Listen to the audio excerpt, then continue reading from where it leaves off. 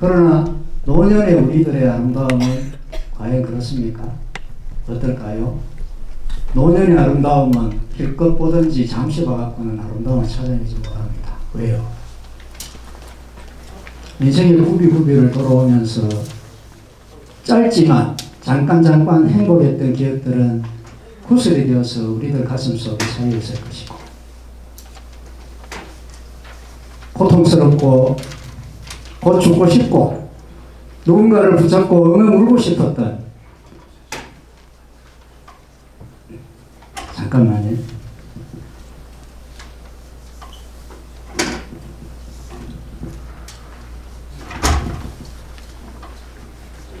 어찌할 수 없어서 누군가의 어깨를 빌어서 기대고 싶고 세상 포기하고 싶었던 그런 기억들은 우리 가슴에 사리로 몇 개씩 담겨져 있을 겁니다. 그래서 노년의 아름다움은 잠깐 알아낼 수 있는 그런 아름다움이 아닙니다. 자세히 봐야 예쁜 아름다움이 보입니다. 노년의 아름다움. 오래 봐야 사랑스럽습니다. 노년의 시간이 청춘의 시간보다 가치가 없습니까? 아닙니다. 우리는 누구나 한 번 태어나고 한 번 10살이 되고 처음으로 20살이 되고 처음으로 결혼하고 처음으로 아이 낳고 처음으로 늙어가고 처음으로 죽습니다. 청춘의 시간이나 노년의 시간이나 귀중한 걸로는 등가입니다. 똑같습니다. 다만 우리의 편견이 우리 시간보다는 우리 자식들의 시간을 더 귀히 여기는, 더 배려하는, 헌신하는, 희생하는 그런 우리의 사고방식이 우리 노년의 시간이 덜 가치 있다라고 잘못 판단하게 한 것뿐입니다. 똑같습니다. 똑같이 가치 있습니다. 다만 노년의 아름다움, 노년의 행복은 젊을 때 에너제틱하던 그런 마음이 없는 우리 노년의 행복은 조금 각오를 하고 찾아 나서야 됩니다. 젊을 때처럼 친구만 만나서 막걸리만 한 잔 먹어도 행복하고 그냥 웃음이 나오고 가랑이 하나 빼르륵 굴러가면 웃음이 확 터지는 그런 열정 없습니다. 그러나 젊을 때 그 열정 못지않은 열정을 찾기만 하면 찾을 수 있습니다. 나중에 제 경험을 좀 말씀을 드리겠습니다. 자, 나태주 시인의 풀꽃이라는 시를 빌어서 우리 노년의 아름다움은 어떻게 찾아야 될 것인가, 어떻게 봐야 될 것인가 라는 화두를 가지고 오늘 제 강의를 한번 진행해 보겠습니다. 고령화 시대 노년 행복입니다. 오늘 제 강연의 주제입니다.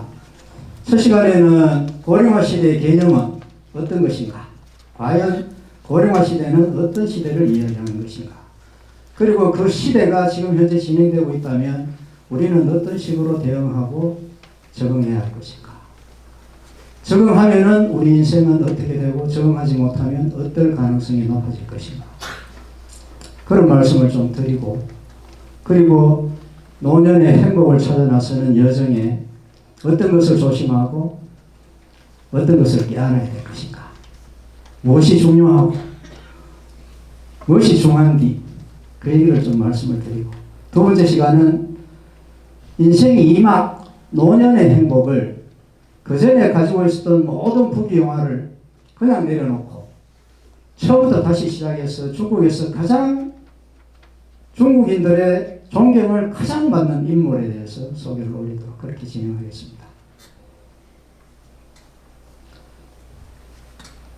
제가 원래 말씀 좀 드릴 게 저녁 9시 되면 잠자리에 드는 습관이 한 20년 되는 사람입니다. 그래서 오늘 강연 도중에 잠깐 졸리지 않을까 싶은 걱정이 있습니다.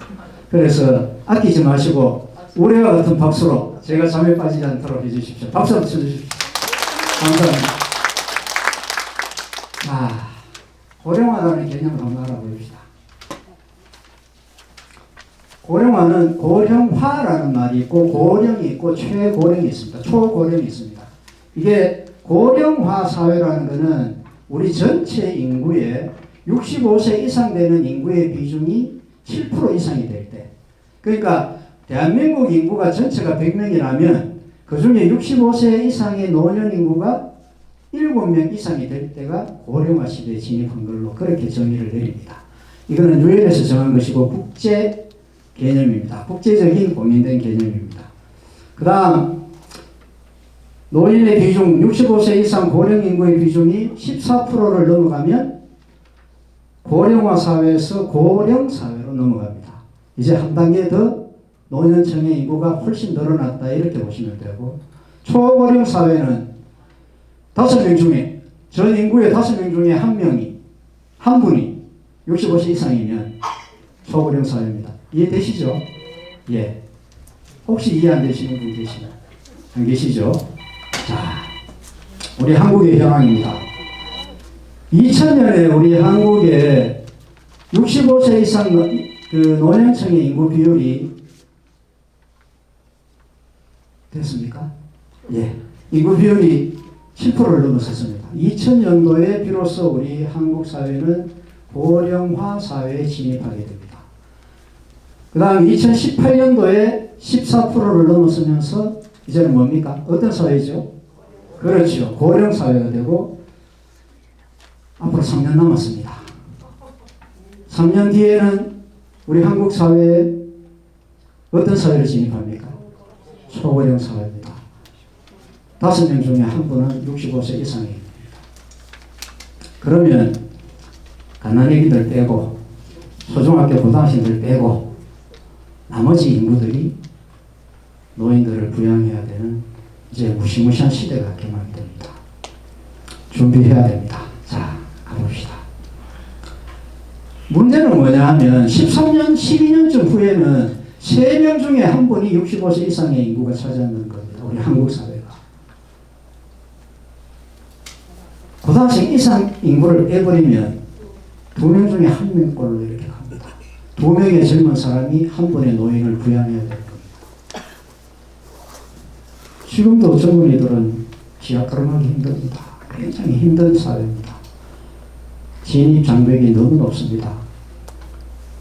일할 만한 회사 거의 없고, 그렇죠. 그런데 이런 사회로 어쩔 수 없이 가야 됩니다. 지금 살아가 있는 우리 국민들을 일부러 뭐 이민 보낸다든지 어떻게 할 수는 없잖아요.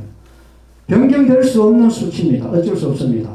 태어난 사람들이 평균 수명으로 살아가는 그 그래프가 틀림없이 그들을 증명하니까요.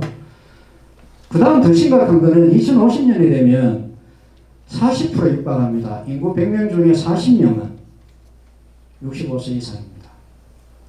그런데 이때부터 어르신들 잘 아시는 지금 현재 초고령 사회의 탑은 어딜까요? 세계에서. 어디? 그렇지. 일본입니다. 부동의 탑입니다. 물론 약간의 차이를 두고 이태리, 스페인 이런 나라들이 조금의 차이를 두고 2등, 3등 이렇게 달려갑니다. 그러나 2050년을 기점으로 일본은 고령화 비율이 다운됩니다. 왜 그럴까요? 네, 지금 현재 일본인들은 합계 출산율이 1.3명 정도 됩니다. 우리는요. 우린 작년에 0.8명이 깨졌습니다. 0.78명입니다. 부부가 결혼해서 평생 동안 낳는 아이가 한 명이 안 됩니다. 사회가 유지될 수가 없습니다. 서울만 따로 떼서 얘기하면 0.6명이 안 됩니다. 0.59명입니다. 그건 무슨 이야기일까요? 소득 수준이 가장 높은 데가 한국에서는 서울입니다. 돈을 가장 많이 버는 서울에서 왜 가장 적게 아이를 낳을까요? 왜 그럴까요? 출산율의 문제는 소득에만 비례한 건 아니라는 거죠. 서울이든 부산이든 대구든 대도시로 갈수록 농촌 지역이나 지방도시보다는 경쟁률이 훨씬 가혹합니다. 회사에서 한번 잘려버리면 중산층에서 바로 이탈합니다. 탈락될 수밖에 없습니다. 그래서 많이 배우고 소득이 높은 젊은이들은 결혼을 잘 안 할 뿐더러 하더라도 아이를 안 낳습니다. 그게 서울의 현실입니다. 자, 고령화 비율 높은 국가와의 고령화 비율 및 OECD 순위 추이 비교입니다. OECD는 아시는 대로 경제개발협력기구입니다. 38개국이 가입되어 있습니다. 한번 볼까요? 우리나라는 아까 말씀드린 대로 2000년 여기 2000년 때 7.2명이었습니다. 그죠? 네. 그런데 벌써 이태리, 일본, 스페인은 고령사회 진입에 있었죠. 우리는 고령화 사회에 진입했습니다. 그런데 문제는 50년이 되면 여기에 있던 7.2%가 우리나라가 37.4%가 됩니다. 일본 바로 밑입니다. 2000년 우리나라는 수미로 따지면 몇 년쯤 했을까요? OECD가 38개국인데 노인층의 비율이, 고령화 비율이 33이었습니다. 걱정할 게 없었습니다. 그러나 50년 후에는 3등으로 치고 올라갑니다. 아까 말씀드린 대로 문제는 50년 이후입니다. 압도적인 일입니다. 다른 나라들, 일본을 비롯한 다른 나라들은 숙입니다. 고령화 비율이. 왜요? 우리보다는 출산율이 높아서 그렇습니다. 태어나는 아이들이 많아지고 우리는 아이들이 적어지니까 돼서 노인들의 비율이 가만히 있어도 올라갈 수밖에 없죠. 그 이야기입니다. 이해되시죠? 예. 자, 문제는 속도도 있습니다. 사회가 서서히 변화하면 컴퓨터를 못하는 사람도 어느 정도 적응하면서 삽니다. 그죠? 그러나 디지털 사회, IT 사회가 급속도로 변하는 지금 같은 세상에는 거기에 적응 못하는 계층들이 생깁니다. 특히 노인분들이 쫓아가기 버겁죠. 그렇게 되죠. 고령화 속도도 마찬가지입니다. 서서히 고령화가 진행되면 개인도 적응을 하고 사회도 적응하고 국가도 적응하면서 제도를 가지고 커버해 나갑니다. 용이하게. 그러나 급격하게 속도가 붙어버리면 제도나 우리의 인식이, 우리의 경험이, 우리의 공부가 그것을 쫓아가지를 못합니다. 당해야 됩니다. 태풍이 오는데 태풍이 서서히 우리가 준비할 충분한 시간을 주고 우리가 충분히 인지한 상태에서 충분히 알고 있는 경로로 이동한다면 어느 정도 우리가 예방을 하고 대응을 할 수가 있죠. 그러나 갑자기 경보도 안 울린 상태에서 태풍이 몰아친다든지 지진이 일어나면 대응할 수가 없습니다. 큰 피해가 생기죠. 마찬가지입니다. 속도입니다. 프랑스 같은 경우에는 154년이 걸렸습니다. 고령화 사회가 시작되고부터 초고령 사회까지 걸린 시간이 154년입니다. 충분히 적응할 수 있는 시간을 가지고 진행이 됐습니다. 조금 떨어지긴 하지만 독일, 이태리 비슷하게 가죠. 미국은 워낙 젊은 이민자들이 많이 들어오니까 고령화 비율이 아직은 우려할 정도는 아닙니다. 그러나 문제는 한국입니다. 일본은 지금은 우리보다 앞서 있죠. 더 고령화 때문에 몸살을 앓는 국가입니다. 그러나 일본은 미리 대비를 잘 해나가고 있습니다. 우리하고는 다릅니다. 우리는 지금 너무 처져 있습니다. 한국은 2000년에 고령화 시대에 진입해가지고 2025년 2년 뒤에는 초고령 사회에 진입합니다. 정신 차릴 틈도 없이 그냥 밀고 갑니다. 젊은이들이 노령층을 부양할 수 있는 준비 기간을 갖추기도 전에 초고령 사회로 진입하게 되는 거죠. 그리고는 30년 이상을 계속해서 세계 탑으로 갑니다. 초고령 사회에 어마무시한 경험을 우리는 이제 곧 목전에 두고 있지만 아직도 실감하지 못하지요. 자, 잠깐만 한번 경험해 봅시다. 고령화 사회가 갖고 있는 노년층의 불행 어떤 게 있을까요? 한번 봅시다. 대부분 꼽는 게 세 가지입니다. 건강의 위기, 그 다음에 경제적 위기, 그 다음에 인간관계에서 오는 위기입니다. 노년층의 위기가. 건강의 위기는 뭐겠습니까? 아무래도 뭐 관절도 약해지고 근육도 약해지죠. 예전에는 산업 사이클을 타고 2시간, 3시간 달려도 그때 없었는데 지금은 그렇게 해서는 안 됩니다. 자칫 넘어지시면 크게 다치면 일어나기 힘듭니다. 그렇죠. 그리고 노년층에 특히 어머님들 우울증 조심하셔야 됩니다. 한국인이 특별하게 갖고 있는 한국 어머니들이 갖고 있는 병이 있습니다. 아시죠? 화병입니다. 속에 쌓인 거 풀어내지 않고 계속 가시면 거의 우울증으로 연결됩니다. 우울증에 대해서는 제가 드릴 말씀이 좀 있습니다. 제가 우울증 환자였습니다. 지금 많이 나아졌습니다. 거의 지금은 뭐 증상을 제가 잘 못 느낍니다. 오래된 이야기입니다. 그래서 말씀드립니다. 속에 있는 화, 분노, 고통, 억울함, 어디 하소연할 수 없던 그런 기억들 풀어내셔야 됩니다. 우리 인간의 마음은 묘해가지고 젊을 때는 웬만큼 견딥니다.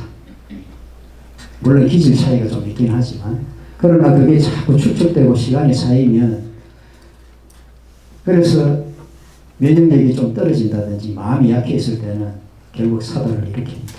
결국 터져나옵니다. 그게 육체의 병이든 정신의 병이든 틀림없이 터져나옵니다. 왜요? 그렇게 터져나오지 않으면 죽습니다. 마지막 우리 몸이 경고하는 겁니다. 우울증이든 뭐든 나한테 위기의식을 주고 내가 그것을 이겨낼 수 있도록 치유하도록 만들어주는 기회를 주는 겁니다. 그렇지 않으면 죽습니다. 그런데 제일 좋은 건 뭘까요? 미리 예방하는 거죠. 그리고 조금 조짐이 보이면 치유하고 대응하고 관리하고 그렇게 하셔야 됩니다.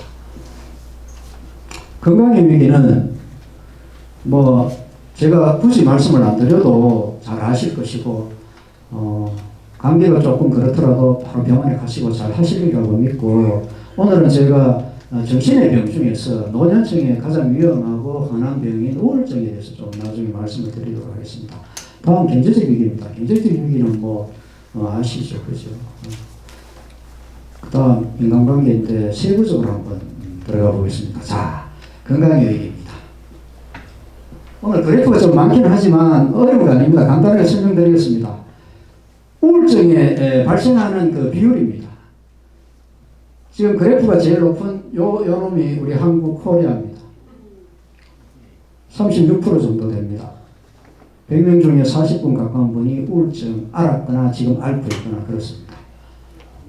그러나 뭐 다른 나라들은 보십시오. 일본은 17.3%입니다.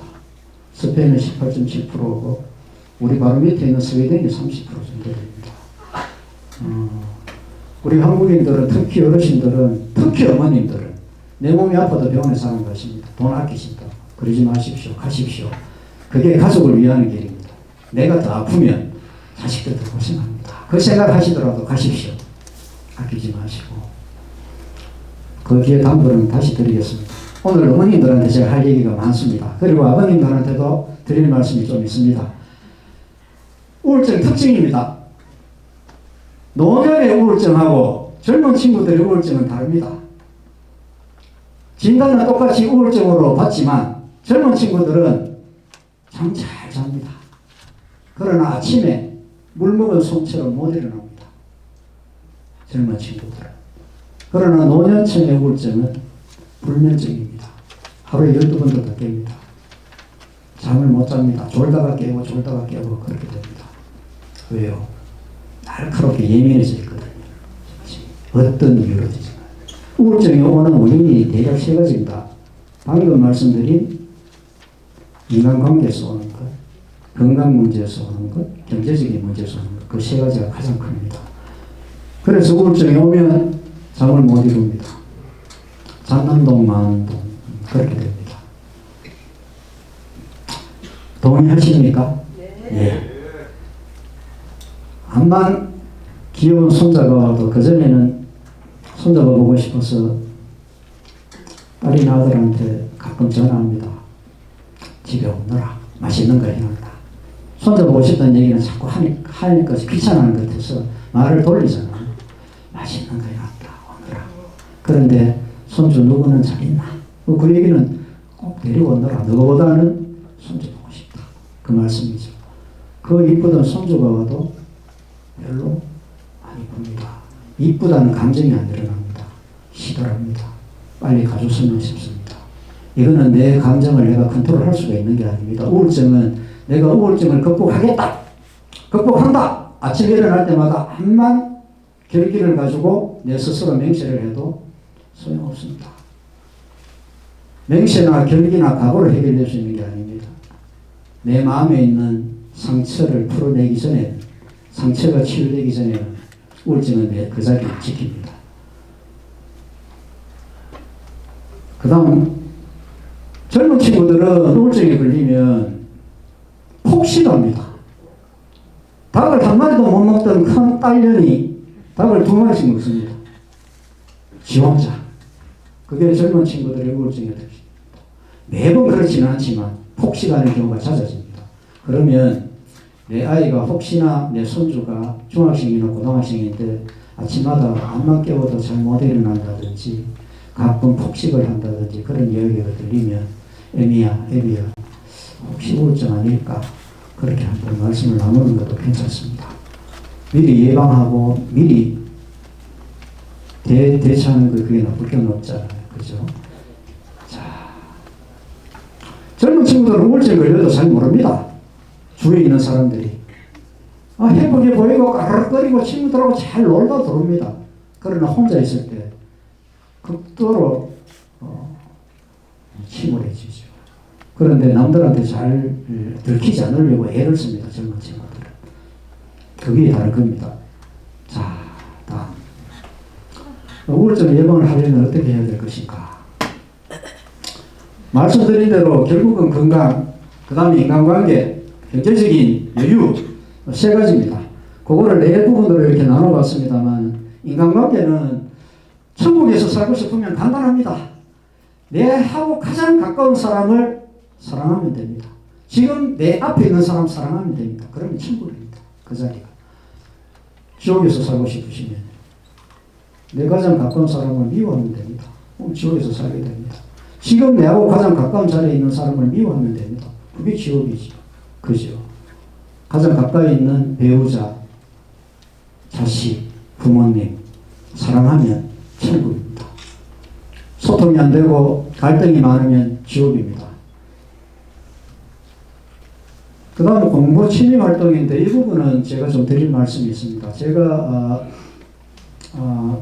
김 교수님 소개대로 그 회사를 좀 이렇게 하던 때가 있었는데 그때 이제 우울증이 왔었죠.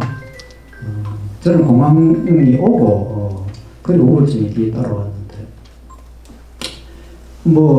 처음에는 20년 전 이야기입니다. 그러니까 그때는 공황이라는 용어 자체가 잘 없을 때입니다. 잘 안 쓸 때입니다. 일반인들이 거의 몰라. 저도 처음 들었습니다. 제 병명을 듣고.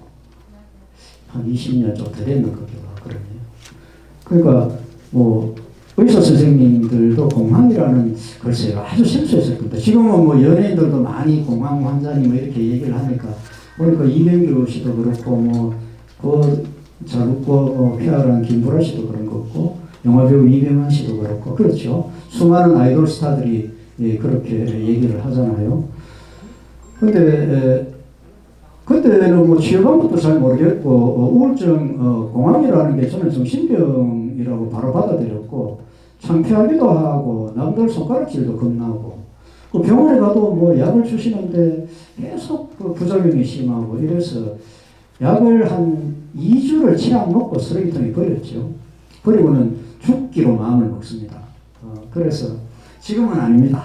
지금은 약 꼭 드시라고 제가 당부를 합니다. 근데 저는 그때는 그랬습니다. 바보같죠. 그래서 죽으려고 산에 다녔습니다.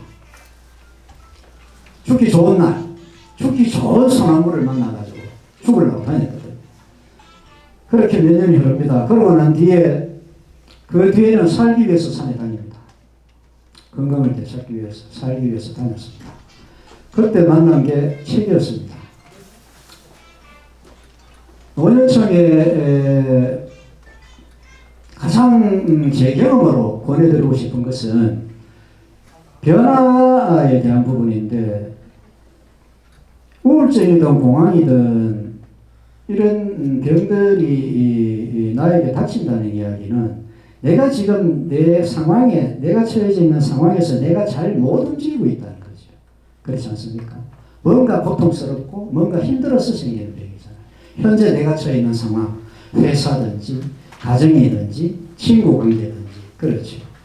그러니까 지금 현재 내가 처한 장소, 내가 사용하는 시간, 내가 만나는 사람 이 3가지 중에 어떤 것이든 그 3가지 모두든 나에게 뭔가 고통스럽거나 이기지 못할 어떤 것들이 되어졌다는 거죠. 그래서 찾아오는 겁니다. 우울증이나 공황이. 그러면 그거를 우리가 예방한다든지 치유하려고 그러면 반대로 하면 되겠죠. 새로운 공간에 가서 새로운 시간으로 새로운 사람들을 만나시면 됩니다. 뭐 어느 세월에 뭐 무슨 돈이 있어갖고 뭐 외국을 갈까 우할까 그런 말씀이 아닙니다. 제 경험은 저는 그때 책을 만났습니다. 책을 만나서 그리스 역사가인 헤로도토스도 만났고 투키디데스도 만났고 호메로스를 통해서 일리아드도 읽었고 그래서 2500년 전에 그리스 사람들을 만납니다. 책으로. 그리고 2500년 전에 동양이 아니라 서양의 저먼 그리스 땅을 만납니다. 새로운 공간을 만났죠. 새로운 사람을 만났죠. 새로운 시간을 삽니다. 2500년 전으로 날아가서 과거에 살게 되죠. 책을 통해서. 어렵지 않습니다. 물론 더 좋은 거는 책도 읽으면서 직접 그런 나라들을 방문하는 게 훨씬 좋겠죠. 그러나 쉽게 시작할 수 있습니다. 저는 책을 통해서 그렇게 갔습니다. 그러다 보니 어떻게 됩니까? 내가 죽고 싶었던 게 아까 제가 죽으려고 산에 다녔다 말씀드렸죠. 그때 책을 통해서 느낀 게 내가 죽고 싶은 게 정말로 죽고 싶은 게 아니고 이런 상태로 살 바에야 죽고 싶다는 생각을 한 거죠. 그 깨달음이 왔습니다. 그러면 죽지 않으려면 이런 상태로 사는 게 아니고 다른 방식으로 살면 됩니다. 그렇잖아요. 무작정 죽고 싶은 게 아니고 이런 회사 생활, 이런 가정 생활, 뭐 이런 친구, 뭐 관계, 뭐 어떤 지금 현재 내가 처한 이런 방식으로는 차라리 죽는 게 낫다는 거죠. 뭡니까? 내가 지금 처한 공황이나 우울증을 앓을 바에 차라리 죽고 싶다는 거죠. 나게 해서 살면 됩니다. 얼마나 고통스러웠으면 하나님, 저는 종교는 없습니다. 그런데 사람이 절박하니까 그렇게 됩니다. 하나님이든 부처님이든 제 팔 하나 끊어가시고 제발 정신적인 고통에서 벗어나게 해주십시오. 필요하다면 두 팔 더 잘라고 좋습니다. 그런데 참 사람이 참 영악한 게 조금 살만해지니까 그때 팔 안 잘려간 게 너무 다행이다 싶어가지고 안 잘려 가신 분들이 계시면 참 감사하다 그런 말씀 늘 그런 마음을 되뇌입니다. 그래서 꼭 약을 드시라고 권해드립니다. 규칙적인 운동은 말할 것도 없습니다.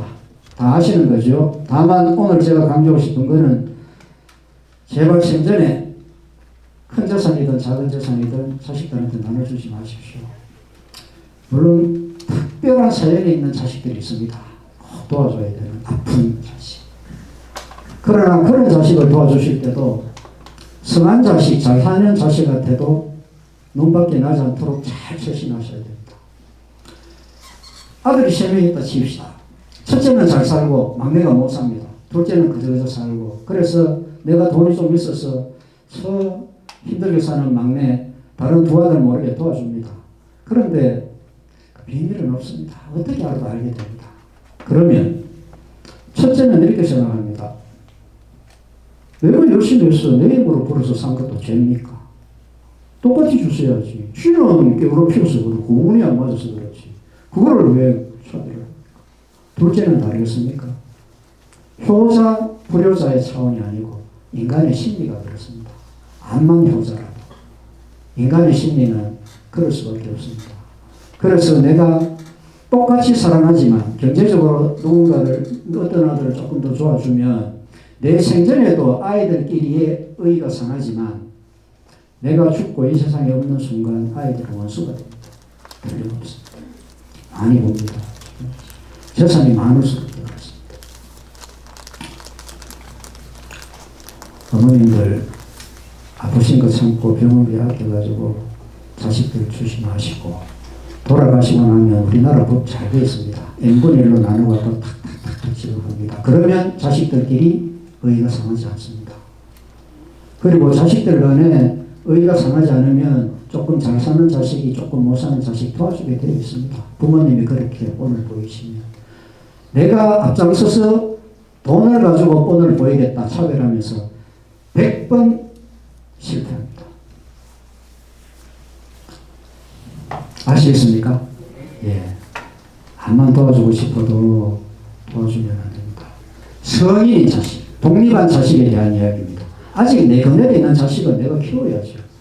그러나 차츰차츰 정을 끊어야 됩니다.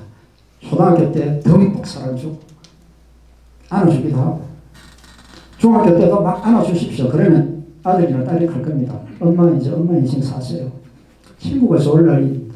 그럴 때는 정을 조금씩 끊어가지고 대학교 들어가면 거의 끊어야 됩니다. 그리고 결혼을 하든 어쨌든 간에 직업을 가지고 혼자서 독립하게 되면 따로 나가 살면 그냥 나머지 총각, 옆집 세대 이렇게 생각하셔서 사시면 됩니다.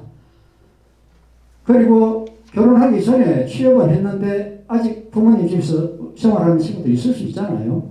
그런 친구들한테는 월세 받으십시오. 받으시면 됩니다. 그래야 됩니다. 그래야 남아있는 내 자식들끼리 화목하게 삽니다. 그 이야기를 꼭 드리고 싶습니다.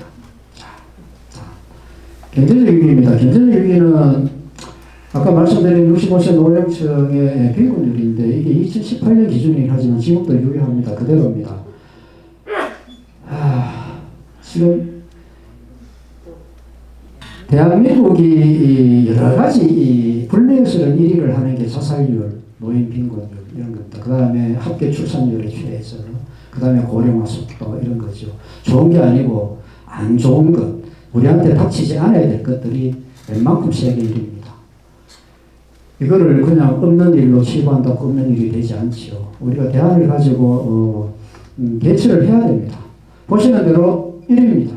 15년 15개 국가 가장 빈곤율이 높은 15개 국가 중에서도 단연 1위입니다. 문제는 지금 여기 계신 분들이 90이 되면 자식들은 60이나 70이 되죠. 예. 우리가 살아있는 동안에 내 자식도 노년이 됩니다. 노인이 되는 거죠. 그때는 노인이 노인을 부양해야 됩니다. 지금 노인이 아닌 자식들도 노인의 부모를 부양을 못하는데 노인이 된 자식이 노인인 부모를 부양할 수 있겠습니까? 안 됩니다. 마음은 뻔해도 될 수 없습니다. 지금 그 이야기입니다. 준비 없이 노년을 맞은 우리 부모 세대. 우리 세대는 지금 여기 계시는 어르신들 세대는 우리가 보고 배웠잖아요. 봤잖아요.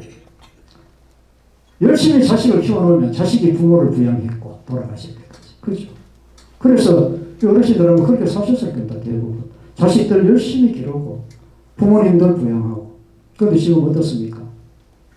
자식들한테 부양을 받을 수 있는 안 됩니다. 없습니다. 빨리 포기하는 게 나왔습니다. 제가 아까로 보면 힘듭니다. 부모님한테 손 안 벌리면 다행입니다. 그게 효자입니다. 그런데 대부분 손 벌리게 되어 있습니다. 왜요? 그만큼 힘들거든요. 사회가. 왜 자식을 안 낳겠습니까? 짐승들도 마찬가지입니다. 환경이 극도로 추워지거나 너무 더워지면 짐승들도 새끼를 안 놓습니다. 알거든요. 그 사람이 늘어져가겠습니까? 얼마나 경쟁이 치열하고 얼마나 살벌한 사회가 되어가면 젊은이들이 결혼을 못하고 자식을 안 낳겠습니까? 그 이야기죠. 자, 말씀드린 대로입니다. 정리하지 마십시오. 바로 경제적 위기로. 서울에 가면은 쪽밥촌이 있습니다. 서울역 앞에. 거기에 대기업의 부장이었던 사람들도 있고 제법 식당을 크게 했던 사람들도 있습니다. 노숙자보다는 낫지만 월세 10만원, 15만원 그렇게 내고 하루 한 끼를 탑골공원에 가서 줄 서서 무료 배식을 받아서 그렇게 삶을 사는 분들. 처음부터 그런 분들이 아닙니다. 제법 잘 살았던 분들이 있습니다. 그거는 남의 이야기야.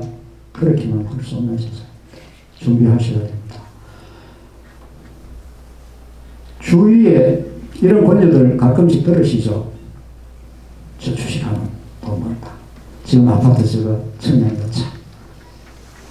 내가 공부하지 않고 투자하는 거는 아마 투자를 해도 그건 투기지 투자가 아닙니다. 투자는 내가 공부해서 내 판단으로 이거는 맞겠다. 한두 달이나 1년 공부가 아니고 최소한 10년 정도 어느 한 문제를 공부하고 난 뒤에 내 선택으로 내 책임으로 그래서 돈을 던져 넣는 게 그게 그나마 투자지요. 큰 흐름, 거시경제, 환율 흐름 정도는 아시고 부분적으로 부동산이든 뭐든 한 10년 공부하시면 그거는 투자를 할 수 있습니다. 그러나 그렇지 않으면 투기입니다. 조급한 마음에 남들 돈 다 버는데 내만 빠지는 것 같아서 그냥 누구 말 믿고 이렇게 가는 거. 운 좋을 때는 같이 운이 좋아서 돈을 좀 벌 수 있습니다. 그러나 몇 번 하면은 세상은 늘 변하거든요. 경제적으로도 침체갈 때 있고 다시 상승할 때가 있습니다. 상승할 곡때는 남 따라 해도 돈 법니다. 그러나 투자를 한번 하고 끝내는 사람은 없잖아요. 돈 벌어본 사람들은 더 잘합니다. 남 말 듣고 돈 벌어본 사람은 친구가 장에 가면 걸음지고 갑니다. 그래서 여러 번 투자해서 조금씩 번 돈 한 방에 날립니다. 그게 우리 인생입니다. 그래서 그런 부분들도 좀 조심하십사 그런 말씀을 드립니다. 그래서 이런 경제적 위기나 인간관계에서 오는 것이나 건강 문제로 위기를 맞는 노년층은 결국은 재산을 다 없애버리고 살아야 되니까 어떻게 하든 일자리를 구하게 되죠. 그런데 노인분들을 구인하는 그런 회사 입장에서는 이렇게 이야기합니다. 참 슬픈 이야기지만 노인분들을 구하기 쉽고 부리기 쉽고 이렇게 판단합니다. 그 다음 뭘까요? 아시는 분. 이렇게 얘기합니다. 자르기 쉽고 구하기 너무 쉽고 부리기 너무 쉽고 너무 말 잘 들으시거든요. 옛날에 왜 그럴까요? 옛날에 정말로 열심히 일했던 그런 성실함이 있으시잖아요. 우리는 그런 세대죠. 산업 역군으로서 역군이었습니다. 산업 전사, 산업의 장병 군사였어요. 그런 식으로 DNA에 저장이 되어 있다 보니 이런 식이 됩니다. 이제 대접을 이렇게 받습니다. 괜찮은 직업 얻을 수가 없습니다. 괜찮은 직장 노인분들 기다려야 합니다. 그래서 회사는 이렇게 갑질을 합니다. 그런 세상입니다. 이렇게 되지 않아야 된다고 말씀을 드리는 거죠. 자, 인간관계 위기는 가장 중요한 것은 결국은 부부관계입니다. 물론 친구 간에 상처 주고 상처받고 뭐 여러 가지들 있죠. 부부 자식 간에도 있고. 그러나 오늘은 부부간 중심으로 말씀드리겠습니다. 가정에 있어서 가장 중심은 부부거든요. 사회 단위로서도 가장 그 기초적인 단위는 또 가정이고 그 안에서도 부부니까요. 지금 이야기는 제가 이혼 전문 변호사의 글을 읽고 발췌한 내용입니다. 제 얘기가 아닙니다. 이혼 전문 변호사의 이야기입니다. 100년 해로에 필요한 딱 한 가지만 고른다면 이혼 전문 변호사가 생각하기에 여러 수백 수천 번의 이혼 건수를 상담도 하고 해결도 하다 보니 터득한 노하우가 이겁니다. 부부간의 말을 가려서 해라. 말 때문에 상처받아서 헤어지는 경우가 가장 많답니다. 경제적 위기가 닥쳐도 서로 사랑하고 존중하는 부부는 절대로 헤어지지 않는답니다. 죽어도 같이 죽는답니다. 그러나 경제적인 위기가 닥치지 않아도 약한 째에 수백 번 수천 번 두드려 맞아서 엎어지는 것처럼 말로서 상처를 가하면 어느 계기가 되면 탁 터져버립니다. 일본에서 20년 전부터 유행했던 게 있습니다. 막내 아들을 하와이 가는 신혼여행 비행기에 태우고 나서 부부가 바로 가는 곳이 어딜까요? 집일까요? 아닙니다. 이혼법원입니다. 이혼법원으로 갑니다. 막내 아들을 결혼시키고 나면. 일본 여자들은 참 순종적이지요. 그러나 속에는 서여 있는 겁니다. 내가 요놈만 이제 출가시키고 나면 당신하고는 바이바이다. 남편은 눈치도 못 챕니다. 왜요? 평소에 순종적이고 말 잘 듣거든요. 표시도 안 됩니다. 우리가 고령화 사회를 제대로 알지 못하고 바로 닥치면 더 낭패를 보는 것처럼 평소에 아무런 불만이 없는 것처럼 부인이 갑자기 이혼합시다라고 탁 나오면 대처 못합니다. 그냥 넘어집니다. 남자들은. 남성분들은 여성분들처럼 유연하지가 못하거든요. 여성분들은 지하철에 타서 말씀 나누는 거 한번 보십시오. 막 옆 사람하고 막 긴밀하게 얘기하고 웃고 합니다. 그런데 내릴 때 보면 남남이잖아요. 그런데도 그렇게 막 얘기 나눕니다. 남자분들 그렇게 하십니까? 못 합니다. 유연하지가 않아서 그래요. 늘 대우받던 대로. 거기서 조금만 내 눈에 안 차면은 팩 돌았습니다. 상처받지. 여성분들은 그렇지 않습니다. 그래서 오히려 노년층이 되면 남성분들이 훨씬 위험해지죠. 왜요? 밥도 제대로 할 경험도 없지. 반찬 만들어 본 경험도 별로 없지. 그렇다고 자식들하고 사이가 좋습니까? 아니잖아요. 자식들이 어머님하고는 얘기합니다. 사이가 좀 나쁘더라도 엄마하고. 왜요? 그래도 엄마는 쓸모가 있잖아. 같이 살면 빨래도 해주고 밥도 지어주고. 그렇잖아요. 아버지는 무슨 쓸모 있습니까? 아버지는 직장 다니시면서 돈 벌어올 때만 쓸모 있는 분이죠. 참 억울한 일이죠. 아버님들이 들으시기. 그러나 그게 현실입니다. 아버님은 쓸모가 없습니다. 자식들이 보기에. 그래서 집에서 웬만한 남자분들은 나이가 들고 명예퇴직을 하든 정년퇴직을 하게 되면 그림자 취급당하기가 쉽습니다. 우리 아버님들이 그 독립공간이 있습니까? 집에서? 아, 계십니까? 예. 그런 분들 계시는데 대부분은 그렇죠. 안방요. 잠은 침대에서 같이 자죠, 안방에. 그러나 안방은 어머님의 공간입니다. 아버님 공간 아닙니다. 아이들은 각자 방이 있죠, 자기 공간이. 그래서 슬픔이나 고통을 조금 아우를 수 있는 독립된 공간이 있습니다. 혼자서 쉴 수 있는 공간, 혼자서 생각할 수 있는 공간이 자식들도 있고 아내분도 있습니다. 그러나 아버님들은 별로 없습니다. 아버님들의 공간은 어딜까요? 거실에 있는 소파 한 구석입니다. 소파가 보통 3명이 앉을 수 있도록 되어 있잖아요. 그 중에 오른쪽 끝이나 왼쪽 끝입니다. 틀림없습니다. 중간은 아닙니다. 알 수 있습니다. 왜냐하면 아버님들의 전용 소파 자리는 조금 꺼져 있습니다. 하도 그 자리에 앉아서. 그 자리밖에 없어요. 아버님들의 독립공간이. 대부분 그렇습니다. 우픈 이야기지만 어머님들 또 여기 조금 젊으신 분들은 아버님들의 그런 아픔을 좀 헤아려 주십시오. 평생을 사실은 자식들하고 소통하는 법 한 번도 배운 적이 없어서 그렇습니다. 우리 아버님들이. 그리고 대부분의 시간을 돈 벌러 나갔기 때문에 자식들하고 대면할 시간이 별로 없었어요. 어머님은 집에서 밥도 하고 아이들하고 얘기할 수 있는 시간이 있었죠. 그래서 아이들이 어머님은 따릅니다. 그러나 아버님은 따르기 힘듭니다. 이런 말 있잖아요.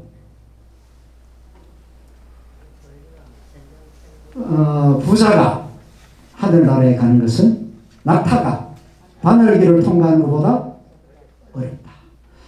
여기에 빗대가 제가 지은 말이 하나 있습니다. 아버지와 아들 사이는 우리가 부자지간이라 하잖아요. 그죠? 부자지간이 하늘나라에 가는 것은 63 빌딩이 바늘길을 통과하는 것보다 어렵다. 어렵습니다. 왜요? 특히 경상도 남자들은 부모님이나 자식 세대나 무뚝뚝하기 그지없습니다. 그러니까 더더욱 어렵습니다. 엄마는 조금 유연하니까 아들들이 엄마하고 얘기를 합니다. 아버지도 무뚝뚝하고 아들도 무뚝뚝하고. 아버지는 돈 벌어오는 기계였고 돈을 못 벌어오니까 볼 일도 없고 도움도 안 되고. 물론 다른 경우도 있겠죠. 그러나 좀 거칠게 표현하자면 그렇습니다. 그래서 말은 참 조심해야 된다. 남편이 하지 말아야 될 말이 이런 말이랍니다. 이혼 전문 변호사가 보기에 내가 젊을 때 벌어다 준 돈 다 어디다 쓰고 노상이한테 돈 내놓으라고 얘기합니다. 그 얘기합니다. 그 다음에 아내의 친정 요구하는 거. 그래, 당신 아버지는 뭐 처벌 3명이나 거느리고 그런 피를 니도 태어났을 게네, 타고났을 게네, 이거 행실이 그렇지. 조금만 모임 가서 좀 늦게 오면 그런 얘기 한답니다. 니가 아버지 닮아서 그렇지. 너가 피가 그렇지. 그런 말 하시면 안 됩니다. 바로 이혼당한답니다. 그래서 이게 쌓이면은 이혼이랍니다. 내가 한 번 붙잡고 싶어도 마음이 돌아서 버리면 사람은 그렇잖아요. 마음이 막 넓을 때는 태평양 바다도 담습니다. 마음이 딱 닫혀버리는 순간에 바늘기 하나 못 껐습니다. 사람의 마음이 그렇거든요. 말 조심하셔야 됩니다. 말씀드립니다. 제 말이 아니고 이혼 전문 변호사의 말입니다. 자, 그러면 아내분이 하지 말아야 될 말은 어떨 게 있을까요? 남성분들이 제일 싫어하는 말이에요. 그래도 남자라고 주제에 싸우다가 이 말이 딱 담는 뜻이 무엇일까요? 너가 나중에 나 열심히 일하고 돈 벌어오지도 못하면서 뭐 방구 쓰면 처박혀서 그래도 남자라고. 아이고 그 얘기입니다. 그렇죠. 점점점이지만 그 말이 숨어 있는 거죠. 또 무슨 말이 숨어 있습니까? 그렇다고 네가 방미를 잘해주나? 그 말도 숨어 있습니다. 그렇지 않습니까? 웃자고 하는 얘기입니다만 주제라는 말을 그런 말을 담고 있죠. 굉장히 쓸쓸해진답니다. 이런 말씀 들으시면. 저도 그럴 것 같습니다. 내가 돈 안 벌고 싶어서 안 벌어. 사회가 그런 거죠.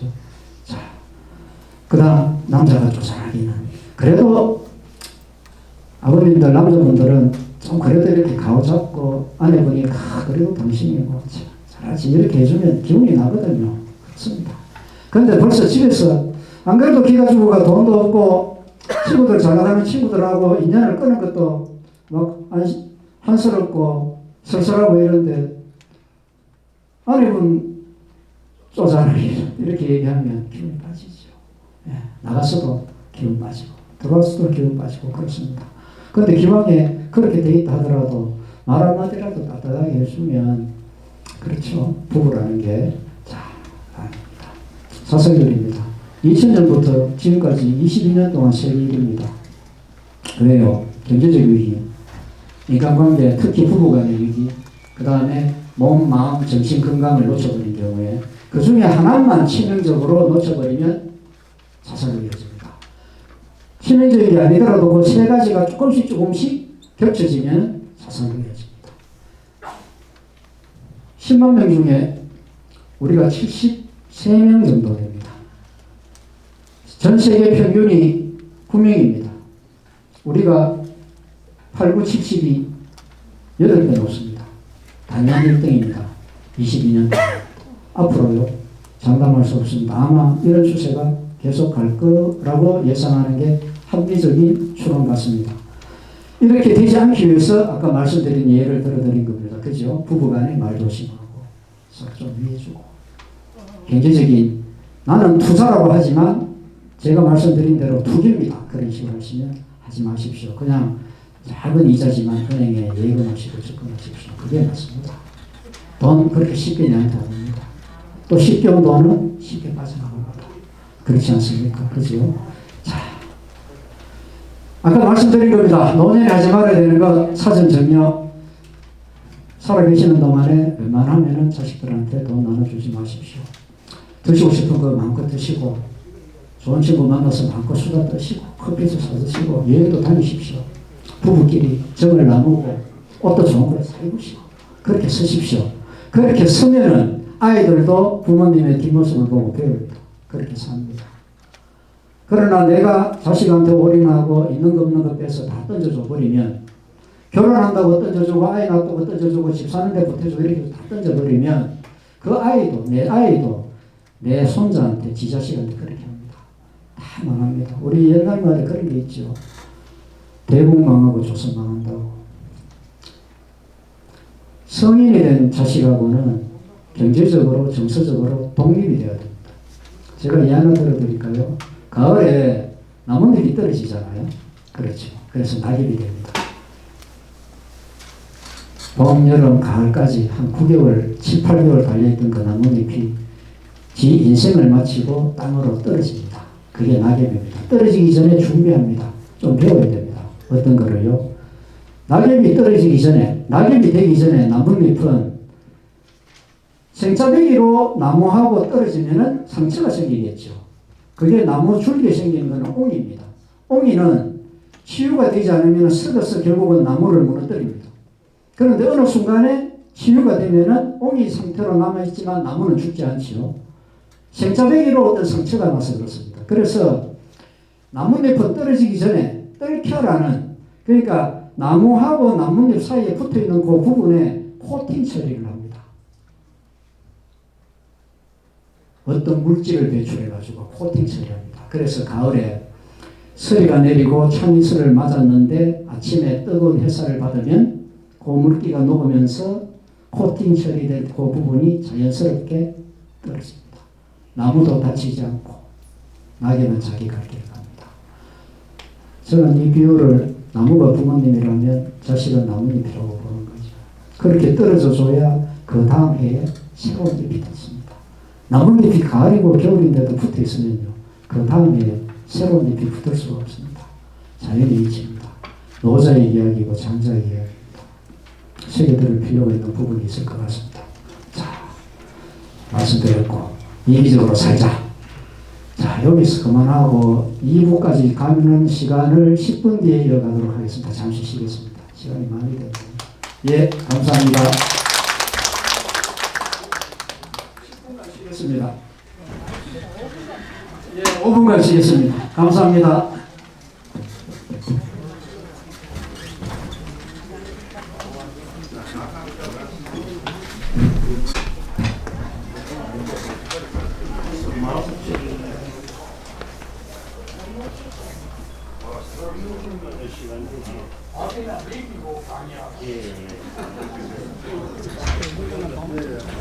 자,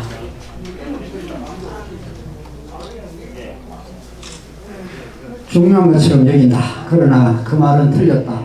청춘의 시간처럼 우리 노년의 시간도 같이 있다. 똑같이. 우리는 모두 처음 태어나고 청소년 시기도 처음이고 장년의 시기도 처음이고 처음으로 늙고 처음으로 죽는다. 누구나 똑같다. 그래서 감히 그런 말 하지 마라.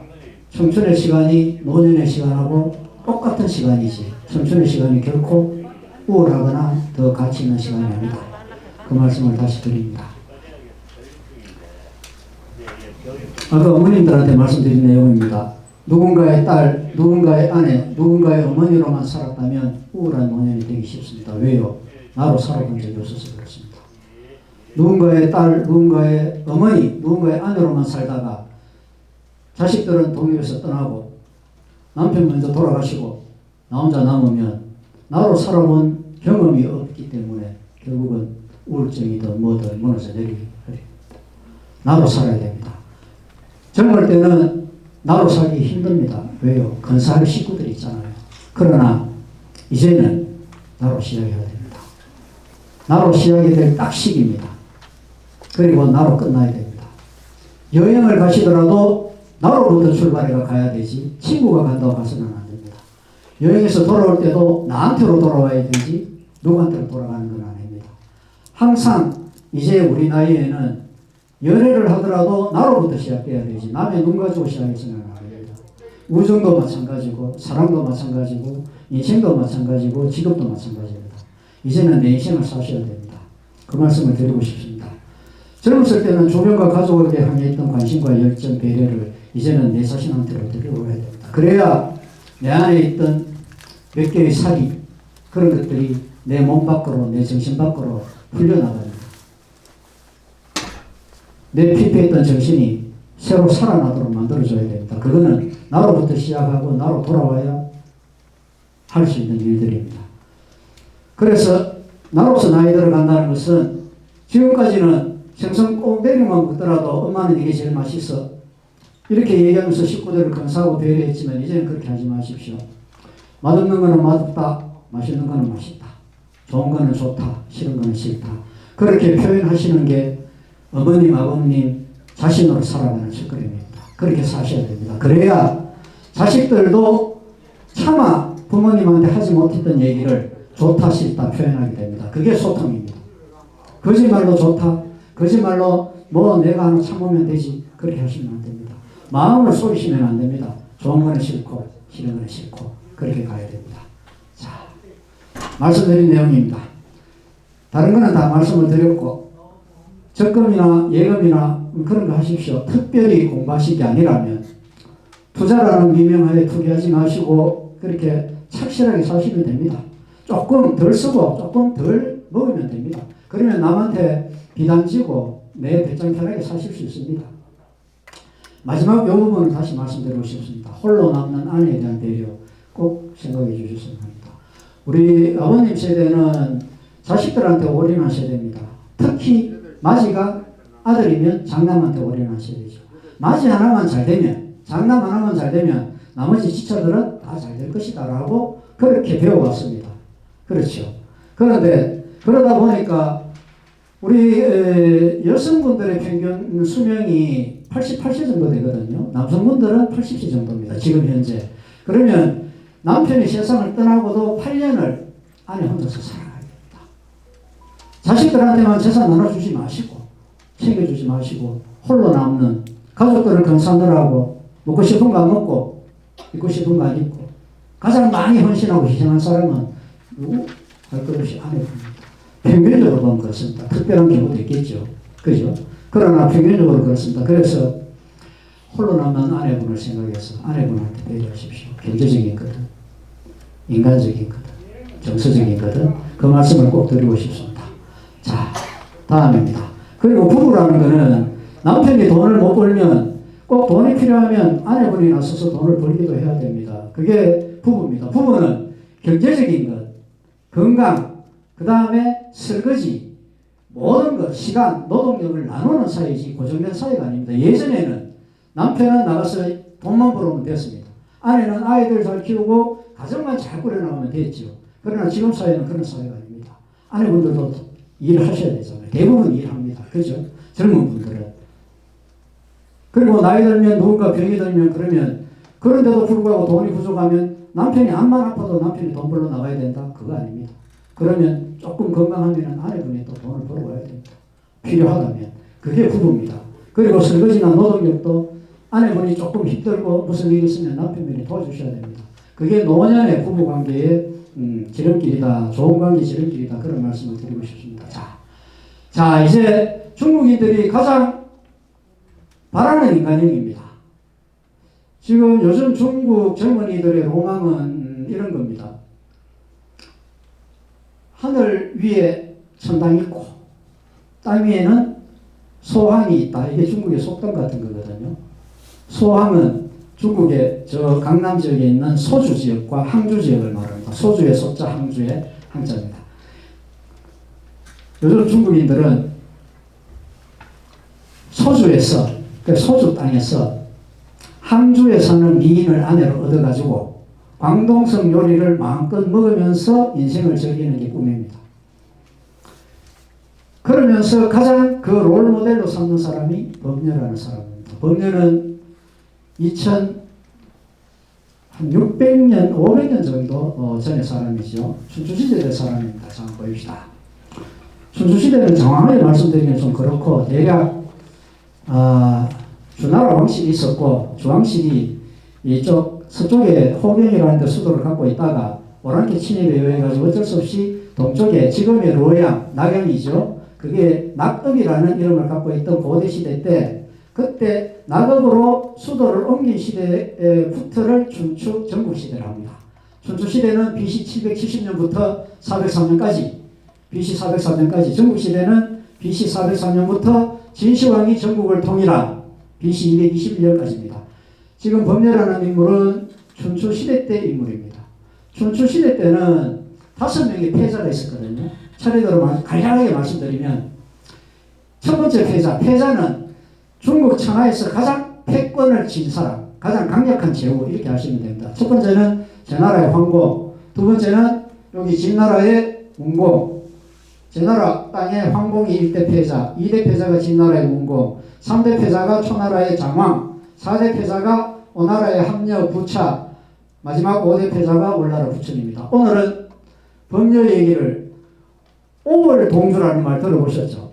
오월동주. 원수지간입니다. 보시는 대로 오나라와 올나라는 국경을 맞이하고 있습니다. 그리고 신생국가였습니다. 여기는 오래된 역사를 가진 국가였고 요 두 나라는 신생국가였습니다. 그런데 서로 치고받고 끈질기게 싸웁니다. 그래서 원수지간을 이루는 말로 우리가 오월동주라고 그러죠. 장자에 나오는 이야기입니다. 거기에 스토리는 오나라 사람과 올나라 사람이 같은 배를 탔는데 그 원수지간이라도 갑자기 태풍이 불어와서 죽을 지경에 처하면 서로 힘을 합해서 물을 퍼내고 돛을 올리고 이런다라는 뜻입니다. 그 5월 정패에 대한 이야기에 우리가 오늘 얘기할 수 있는 법녀 얘기가 나옵니다. 법녀는 원래 여기 초나라 사람이었습니다. 그런데 초나라나 이 오래된 역사를 갖고 있는 나라들에는 벌써 체계적인 국가 단위로서의 어떤 기능을 하고 있었기 때문에 여기에서 새로운 자신의 그 출세 수단을 찾기가 힘들었습니다.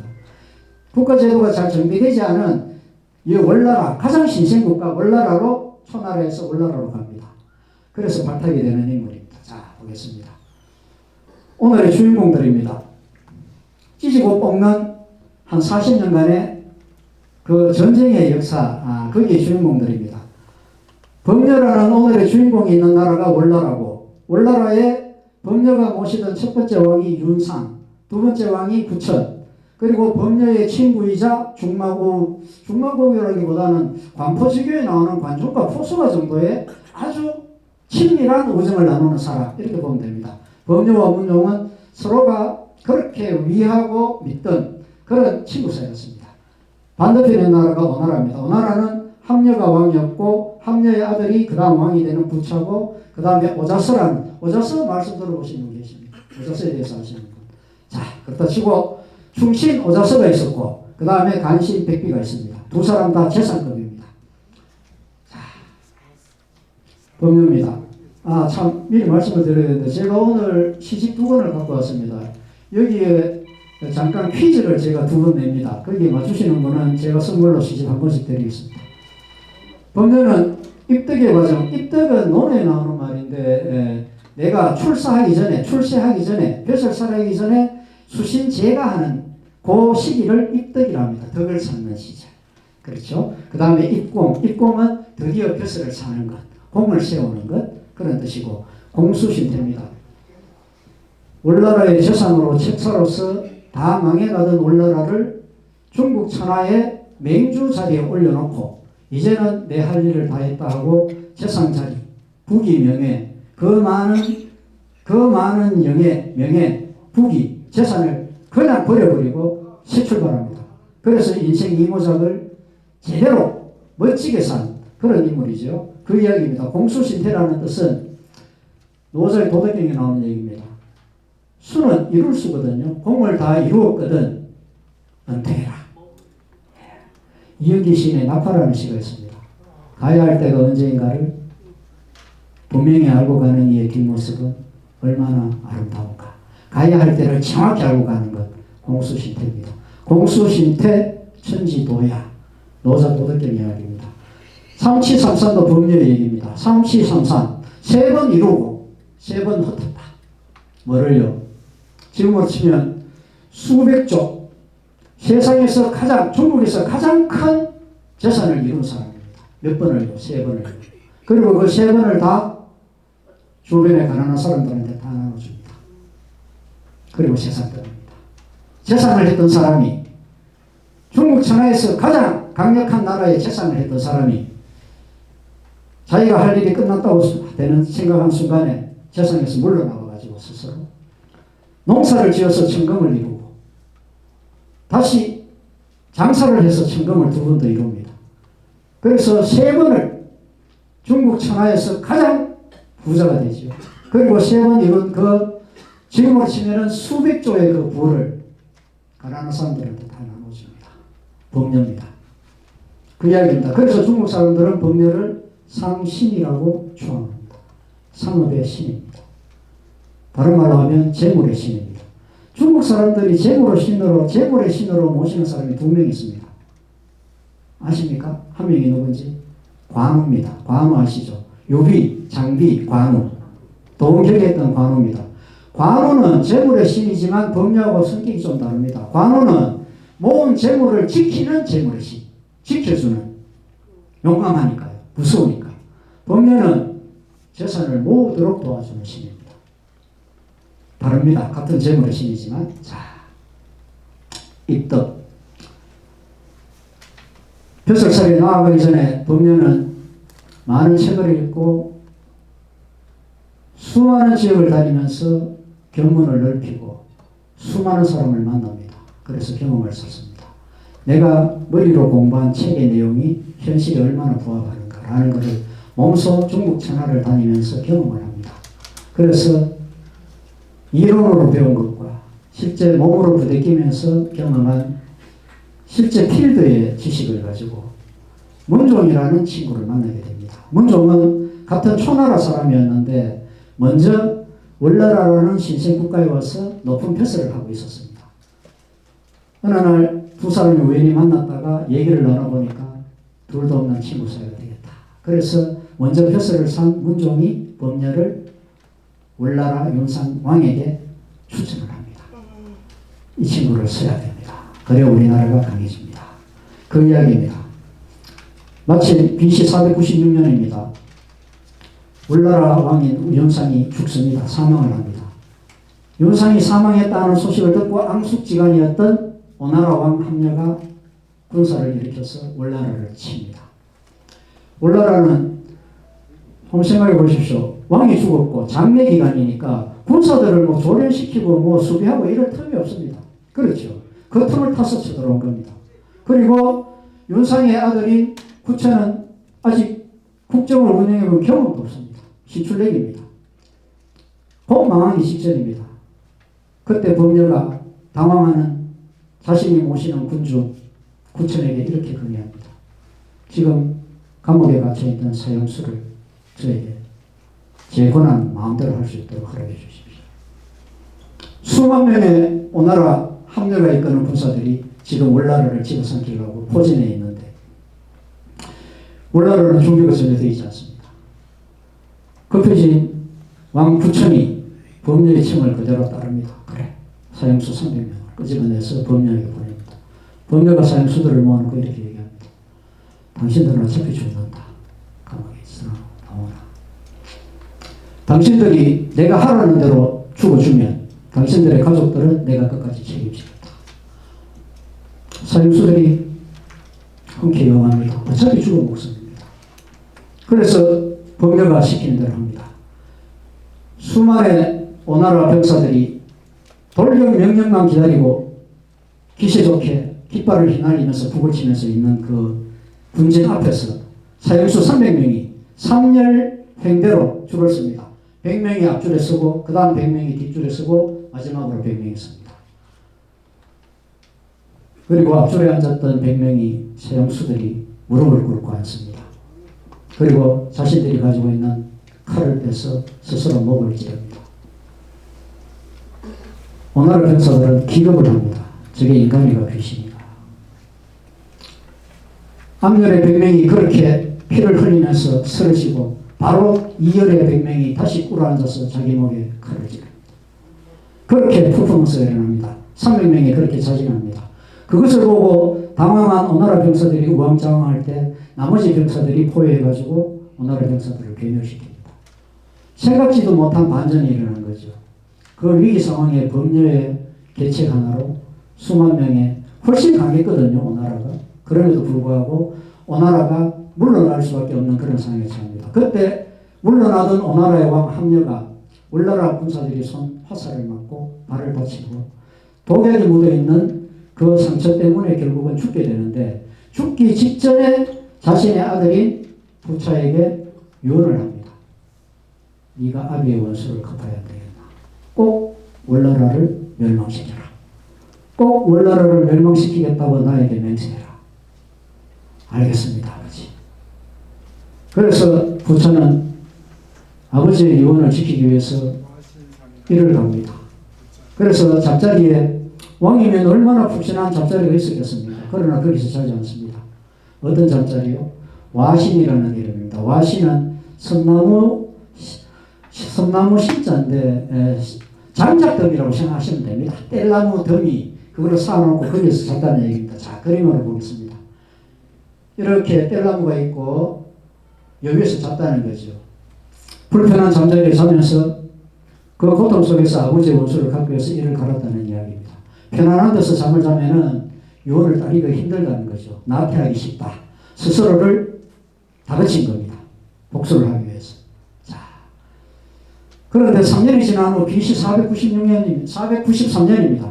496년에 합녀가 월나라를 쳐들어갔다가 화살을 맞고 죽게 되었고 3년 뒤에 이제는 오나라가 복수를 하기 위해서 열심히 군사력을 조련을 하고 어떻게 하든 월나라를 집어삼키기 위해서 준비를 하고 있다는 것을 월나라의 부처도 압니다.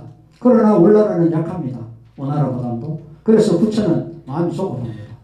오나라 부처가 자기 아버지의 원수를 갚기 위해서 언제 치러질지 몰라서 안절부절하다가 조급한 마음에 우리가 투자라고 생각하듯이 투자를 하듯이 조급한 마음에 먼저 성공을 하자. 우리가 먼저 공격하자. 그렇게 얘기하니까 범녀가 말립니다. 절대로 안 됩니다. 우리보다 훨씬 강력한 군대인데 우리가 이길 수 없습니다. 그러나 마음이 급해진 부처는 결국은 치명적인 실수를 하지요. 군사를 일으켜서 원나라를 쳐들어갑니다. 그러나 이길 수가 없죠.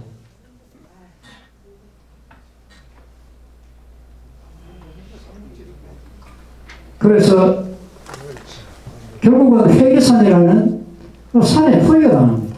오나라 부차의 군대에 의해 가지고 먼저 쳐들어간 마음이 급해서 쳐들어간 월나라 부차의 군대가 5,000명이 포위를 당해가지고 결국 이제 죽음밖에 안 남은 상태가 됩니다. 그때 범죄가 다시 꾀를 냅니다.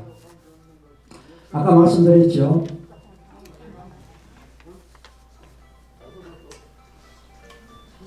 잠깐만 이따가 진행하겠습니다.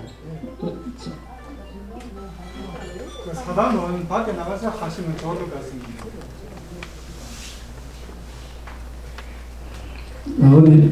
됐습니다. 자, 진행하겠습니다. 자, 그래서 포위를 당하고 이제는 죽기로 이제 결심을 합니다. 자결을 하려 할 때 범녀가 자신이 모시는 군주 구천에게 이렇게 건의합니다. 살아야 됩니다. 그런데 방법이 되느냐? 제가 하라는 대로 하시면 됩니다. 아까 말씀드린 대로 원나라에는 누가 있었죠? 충신이 노자스가 있었고 간신이 백비라는 사람이 있었죠.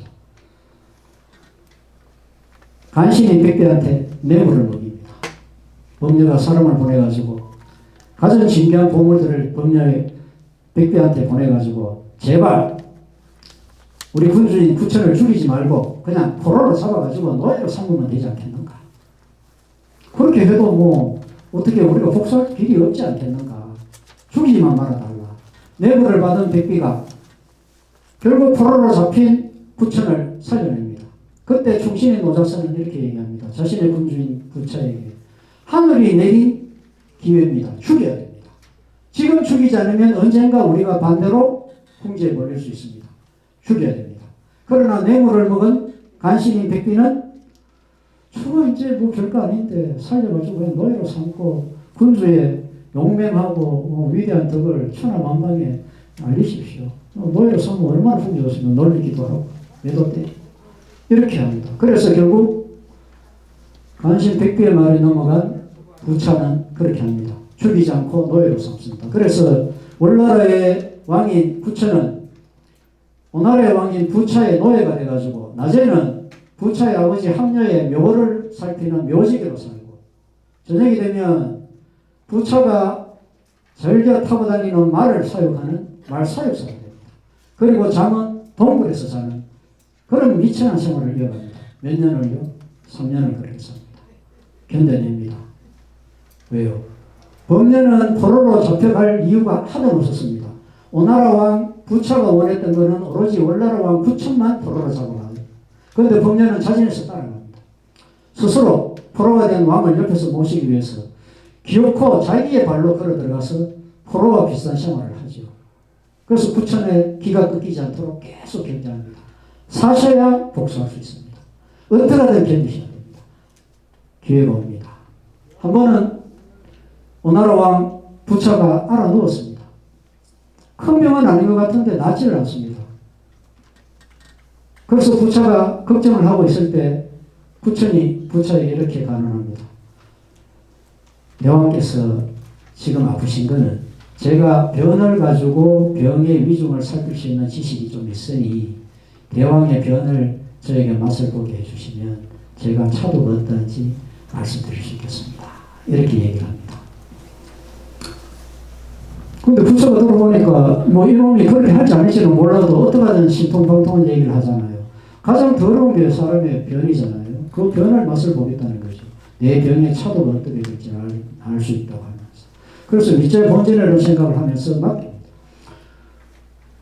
좀 그런 얘기지만 결국 맛을 봅니다. 부처 앞에서. 거기서 나온 보사성어가 상분덕신입니다. 변을 맛을 보고 믿음을 얻었다. 이 얘기입니다. 부차의 변을 맛을 보고 부차의 믿음을 얻었다. 그러니까 이제는 부차가 생각할 때 이놈은 내 변까지 먹는 놈이니까 뭐 이거는 더 이상 제기할 마음이 없다고 완전히 꼬리 내는 놈이다. 라고 해서 결국은 석방합니다. 이 계책을 알려줄 게 범녀입니다. 범녀는 천문 지식이나 정면을 칠 수 있는 그런 기술도 갖고 있었거든요. 그래서 정계를 쳐보니까 부차의 병은 별거 아니고 며칠만 지나면 낫는다는 정계가 나왔습니다. 그 당시에 점은 침대는 과학입니다라는 얘기가 있듯이 그 당시에 점은 과학이었습니다. 그래서 그 말대로 구천이 따랐고 아니나 다를까 며칠이 지나자마자 부차의 병이 씻은 듯이 나았습니다. 구천의 말이 맞았던 것이요. 변을 맛보고 곧 나을 것입니다라고 얘기했던 게 나았다. 그래서 부차의 믿음을 얻은 구천은 포로 생활을 마감하고 자기 나라로 귀국하게 됩니다. 자, 이제 복수의 시간이 돌아옵니다. 구천은 복수를 하기 위해서 내적으로는 국가의 경제력을 높이는데 온갖 신경을 다했습니다. 딸을 낳는 가정에는 돼지 한 마리, 술 한 병을 선물하고, 개 한 마리를 낳는 가정에는, 개 한 마리 아니고, 남자아이를 낳으면 개 한 마리, 술 한 병을 줍니다. 아마도 이거는 여자아이를 낳으면 돼지를 준 거는 다산 이런 거겠죠. 생산을 많이 하는, 자식을 많이 낳기 위해서. 그리고 이제 남자아이를 낳으면 개를 준 것은 나라에 충성하는 그런 인물이 되면 좋겠다. 뭐 그런 바람이었던 것 같습니다. 제 생각입니다. 그리고 왕 구천은 직접 백성들과 함께 농사를 짓습니다. 백성들과 동거동락을 하겠다는 거죠. 왕비는 안제자들과 길쌈을 같이 합니다. 일심동체가 돼서 나라의 국력을 키웁니다. 그리고 범녀는 벽사들을 조련합니다. 대만 작가 김용의 무협소설 중에 원려금이라는 게 있습니다. 이 당시에 범녀가 채용했던 월나라 검술에 아주 능한 여자의 이야기입니다. 또 초나라 출신의 활을 잘 만드는 장인도 스카우트입니다. 여러 방책을 써서 내적으로 부강하게 하고 백성들의 수를 늘리고, 그래서 생산력을 높이고 병사들을 조련하고, 이렇게 해서 강력한 군대를 만듭니다. 그게 10년 교훈 10년 생치입니다. 사마천 사기에 나오는 이야기입니다. 10년 동안 전쟁과 포로 생활을 거치면서 얻었던 교훈을 헛되이 버리지 않고 나라를 부흥시켰던 그 이야기입니다. 자, 그래서 부차가 와신했듯이 복수하기 위해서 구천은 무엇을 했을까요? 아시는 분? 상담. 맞습니다. 와신 상담입니다. 자, 상담입니다. 나중에 시접 한번 제가 드리겠습니다. 자, 이렇게 해서 우리가 잘 아는 고사성어가 완성이 됩니다. 부차의 와신, 구천의 상담. 와신은 장작더미에서 잠을 자는 것, 상담은 짐승의 설계를 걸어놔놓고 혀로 핥으면서 그 손맛을 느끼면서 복수를 다짐하는 것. 그게 상담입니다. 한번 들어보신 거죠? 예. 기억이 안 났을 뿐이죠. 자, 그래서 이쁜 서씨를 스파이로 만들어서 파견합니다. 서씨는 중국 4대 미녀 중에 한 명입니다. 치머, 서씨의 별명입니다. 서씨가 월나라의 참 오진 전화상 기슭에 산골 처녀였는데 하루는 개울가에 빨래하러 갔다가 이렇게 물속에 비친 서씨의 얼굴을 보고, 서씨 얼굴이 너무 이쁘니까 헤엄을 치던 물고기들이 지느러미를 움직이는 걸 잊어버리고 물 아래로 가라앉았다. 가라앉을 친 물고기입니다. 그래서 서씨가 그만큼 이쁘다는 뜻으로 치모입니다. 서씨는 별명이. 서씨 빌목 동시효빈 뭐 비슷비슷한 얘기입니다. 서씨는 하도 이뻐가지고 가슴에 통증이 있을 때마다 눈을 이렇게 찡긋찡긋 이렇게 했는데 그것도 그렇게 이뻤답니다. 아파서 눈을 찡긋하는 것도 이뻐서 서씨 동네에 서쪽에 살던 독시라는 같은 시시성을 가진 처녀가 있었는데 하도 못생긴 처녀라서 동네 사람들이 말도 걸지 않았는데 서씨가 찡긋거릴 때마다 동네 사람들이 아이고 이쁘다 이쁘다 하니까 지도 밤이나 낮이나 찡긋거립니다. 그러니까 동네 사람들 반틈이 그 꼬라지 보기 싫어서 다른 동네로 이사갔다. 그래서 동시효빈입니다. 찡긋거리는 것을 따라했다. 그 얘기입니다. 그 다음에 서씨를 두고 정인 안미출 서씨는 지금 중국 젊은 남성들이 연애를 할 때 자신이 사랑하는 여성을 볼 때는 그 사랑하는 남자의 눈에서 서씨가 튀어나온다. 이야기입니다. 그 얘기는 제 눈에 안경이다.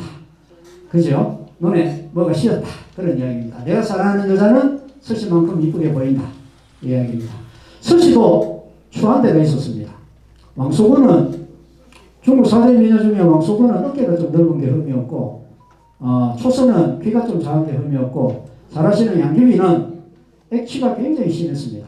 그러나 겨드랑이 냄새가 굉장히 심했거든요. 양귀비가. 그러나 현종하고 14년간을 그렇게 열렬하게 사랑한 이유는 현종이 코가 막히는 건 뭐죠? 축농증 환자였습니다. 그래서 냄새를 맡을 수 없어서 현종과 그렇게 부모님이 맞았습니다. 자, 서씨는 어디가 약점이 있었을까요?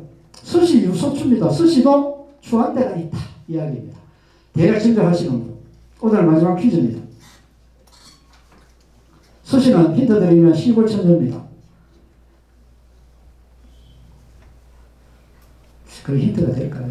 하여튼 뭐 여러 군데 뛰어다니고 해야 되니까요. 시골 처녀들은. 겨울에 빨래도 하러 가야 되고 나무도 하러 가야 되고 뭐 품앗이도 해야 되고. 그래서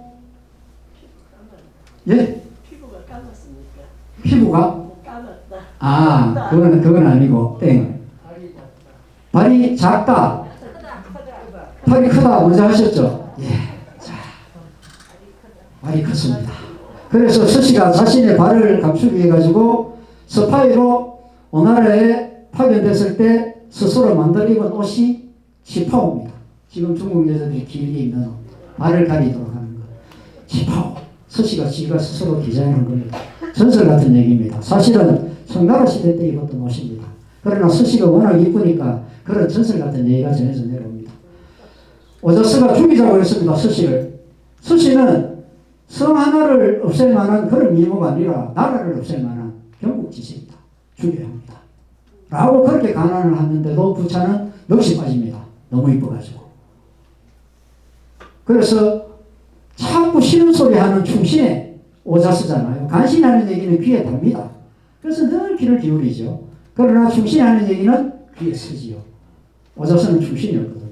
그래서 결국은 부차가 자신의 충신인 오자스를 자신의 칼을 내려서 자결하게 합니다. 스시가 얼마나 이뻤으면 나중에 송나라 시절에 소동파가 스시의 고향인 항주에 지금으로 치면 도지사로 근무할 때 지은 시입니다. 소동파가 서호라는 호수가 이제 워낙 흙이 자꾸 쌓이니까 비만 조금만 하더라도 방파제를 넘어서 논이나 밭을 집어삼키니까 피해가 많으니까 준설을 합니다. 연못을 호수를 큰 호수의 그 밑에 물을 빼고 진흙이나 흙들을 준설해 가지고 준설한 흙으로 가지고 만든 게 그런 방파제가 있는데 그 이제 방파제를 만들어 놔놓고는 그게 이제 소재인데 소동파가 만든 방파제라 해서 소재입니다. 그 소재를 만들어 놔놓고 하루는 친구들과 서호에 배를 띄워 놔놓고 놀다가 시를 한 수 짓습니다. 이야기입니다. 스시를 기억해서 지은 시입니다. 수광영년 천방호 산세공몽우였기 욕파서호 비서자 담장농말 정상이. 서호에 술을 마시는데 친구들과 처음에는 날이 맑아. 그래서 이쁘고 조금 있으니까 비가 왔는데 비가 와도 이쁘다. 내가 서호를 스시에 비유하자면 짙은 화장을 한 스시도 이쁘고 옅은 화장을 한 스시도 이쁘다. 그 이야기입니다. 자, 스시가 얼마나 이뻤던지 나중에 그 시인들이 많이 시를 짓습니다. 그리고 결국 충신의 노자서는 죽습니다. 죽으면서 내 무덤에 가래나무를 심어서 부차가 죽거든 그걸로 관을 짜고 내 누나를 빼서 우리 궁궐의 동문에 걸어다가 월나라 군사들이 우리 오나라를 명망시킬 때 내 눈으로 보게 해라. 독한 유언을 남깁니다. 그래서 그 이야기를 들은 부차가 죽은 충신 오자스의 시체를 말가죽으로 만든 술주문에 넣어가지고 양자강에 매장을 해버리죠. 그 이야기입니다. 그때 충신의 오자스가 죽었다는 얘기를 듣고 이제 부차가 기회가 왔다. 오자스가 없는 오나라는 우리가 칠만하지 않겠는가. 그래서 범죄에게 묻습니다. 이제 최고 되겠는가? 아닙니다. 그래도 강대국은 아직 우리보다는 오나라가 강대국입니다. 말입니다. 그래서 이야기를 하고 그 바깥으로는 그 당시에 가장 강한 나라가 제나라, 그 다음에 진나라, 그 다음에 저쪽에 제나라, 그 다음에 오나라 이런 나라들이 있었거든요. 그런 나라들과 이렇게 화친을 합니다. 오나라가 아니고 초나라하고 화친을 하고 그래서 바깥으로는 오나라를 압박을 합니다. 포위를 해가지고. 자, 이제 부차가 몰락하게 됩니다. 부차는 천하의 맹주가 되고 싶었거든요. 그래서 꼭 가지도 않아야 되는 회맹, 그러니까 천하의 군주들을 모아가지고 내가 대빵이다, 내가 대장이다, 인정해라라는 그 회의를 황제라는 땅에 모여서 합니다. 그 틈을 타서 부천이 군사를 일으켜서 범례와 더불어 오나라를 칩니다. 그때 오나라의 태자를 사로잡고 거의 오나라를 멸망지기까지 이르렀는데도 오나라 부차는 돌아오지 않습니다. 왜요? 회의가 끝나지 않았거든요. 회의가 끝나야 자기가 공식적으로 맹주의 자리를 인정받는데 그게 하고 싶어가지고 나라가 풍전등화인데도 바로 돌아오지 않고 그렇게 하다가 거의 멸망 직전에 돌아와서 결국은 싸워서 부천에게 집니다. 그때 범례가 그 이야기를 합니다. 내가 부천이 자기가 포로가 됐을 때 부차가 살려줬기 때문에 나도 적국의 왕인 부차를 살려줘야 되겠다라고 얘기할 때 범례가 이렇게 얘기합니다. 그때 하늘이 준 기회를 부차가 부천 우리 군주를 죽이지 않았기 때문에 오늘 우리가 복수할 수 있었습니다. 죽여야 됩니다. 이 기회를 놓치면 다시 우리가 당하게 됩니다. 그렇게 만류하게 됩니다. 그런데도 부처는 부처를 살려주려고 그래서 법녀가 깨를 냅니다. 자존심이 강한 부처를 스스로 죽게 하기 위해 가지고 100가구 정도 되는 촌마을의 왕으로 임명하게 하십시오. 그래도 왕노릇 하게 하십시오. 왕으로 대접하면 되지 않겠습니까? 그 얘기를 합니다. 그래서 100집 정도 모여있는 촌의 왕으로 임명합니다. 영동이라는 곳에 왕으로 임명하니까 자존심이 상한 부처가 자결합니다. 스스로 목숨을 끊으면서 부하에게 그렇게 얘기합니다. 내 눈에다가 수건을 덮어라. 저승에 가서 오자서 볼 면목이 없다. 아까 중신 오자서 그 이야기입니다. 자, 그리고 폐왕이 부처이 되고 드디어 법면은 떠납니다. 내 할 일 다 했다. 그리고 자신이 가장 친한 문종에게 자네도 떠나라. 우리 군주 부처는 고난을 같이 할 수 있어도 행복이나 영화는 같이 누릴 수 있는 인물이 아니다. 토사구팽 당할 것이다. 비조진 양궁장 교토사 주구팽입니다. 하늘 나는 새를 잡으면 좋은 활은 창고에다가 집어넣기 마련이고 교활한 토끼를 잡고 나면 사냥개는 설마 먹힌다. 그런데도 불구하고 문종은 에이 설마 우리가 이렇게 공을 세웠는데 우리 임금이 나를 죽이겠는가 남아있습니다. 그러다가 결국 죽임을 당합니다. 법면은 떠납니다. 옆에 있는 제나라로 떠나서 치자피라는 이름을 가지고 그 법면이라는 이름을 버리고 치자피라는 이름을 가지고 농사를 지어서 천금을 봅니다. 그리고 그 이야기를 듣고 제나라 군주가 재상이 되어달라고 자기 나라의 재상이 되어달라고 사신을 보내자 높은 이름이 오랫동안 유지되면 성스럽지 못하다. 결국 화를 당한다. 라는 말을 남기고 다시 도땅으로 떠납니다. 거기서는 상업을 합니다. 그래서 2번 천금을 이루고 말씀드린 대로 세든다 가난한 이웃들에게 미련 없이 다 재산을 나눠줍니다. 그래서 상신으로 조항을 받고 있습니다. 자, 그 이야기입니다. 그래서 지금도 중국인들은 부자하면 도주공, 법녀를 도주공이란다. 도땅에 살았던 공이다. 높은 사람이다. 이런 뜻으로 공경하는 내용입니다. 자, 오늘 마무리입니다. 제가 말씀드리고 싶은 주제입니다. 나듣기도 하고 낯설기도 한 뭘까요? 인생이 뭐죠? 법녀처럼 살면 어떨까요?